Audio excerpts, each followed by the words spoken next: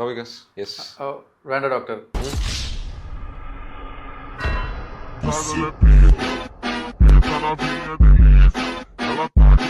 Yes, പറയൂ വികാസ്, എന്ത് പറ്റി? കൈ കൊടുക്കാൻ മടി? അപ്പോൾ ചെറുപ്പത്തിലേ ഉള്ളതാണ്. കൈയും കാലും ഒക്കെ എപ്പോഴും വിശർക്കും. എക്സാമിനൊക്കെ പോകുമ്പോൾ പേപ്പറൊക്കെ ആകെ നനഞ്ഞ് ടവലാണെന്ന് പറഞ്ഞു കഴിഞ്ഞാൽ ഒരു 3-4 ടവൽ പോക്കറ്റിലും ബാഗിലൊക്കെ എപ്പോഴും വെച്ച് നടക്കും. ഇപ്പോഴാണെങ്കിലും അത് തന്നെയാണ് പ്രശ്നം. കൈയും കാലും ഒക്കെ ഒരുപാട് സ്വെറ്റ്. അതെ, പിന്നെ അപ്പോൾ അത് കാരണം ഒരു കോൺഫിഡൻസ് കുറവ്.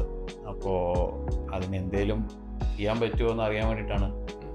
ഓക്കെ, ബേസിക്കലി ബിക്കോസ് ഇത് ഹൈപ്പർ ഹൈഡ്രോസിസ് എന്ന് പറഞ്ഞൊരു കണ്ടീഷനാണ്. ഓക്കെ, ചില ആളുകളിൽ ഇതൊരു പ്രൈമറി ഉണ്ട്, സെക്കൻഡറി ഉണ്ട്.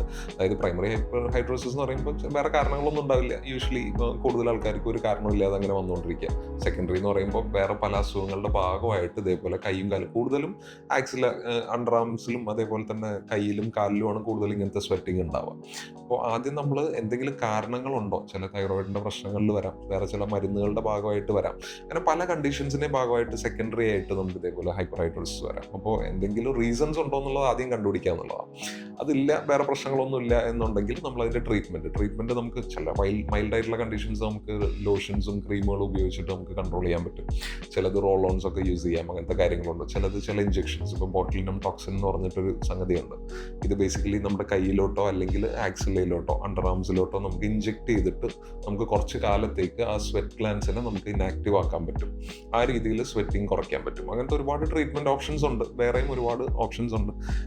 അപ്പോൾ ഇതങ്ങനെ പേടിക്കേണ്ട ഒരു അസുഖമല്ല. പക്ഷേ കറക്റ്റായിട്ട് ഡയഗ്നോസ് ചെയ്തിട്ട് ചില കാരണങ്ങളുണ്ടെങ്കിൽ അതും കൂടി ട്രീറ്റ് ചെയ്യണം. അതല്ലാന്നുണ്ടെങ്കിൽ ഞാൻ ഈ പറഞ്ഞ രീതിയിൽ പല രീതികളിൽ നമുക്കത് ട്രീറ്റ് ചെയ്യാവുന്നതാണ്.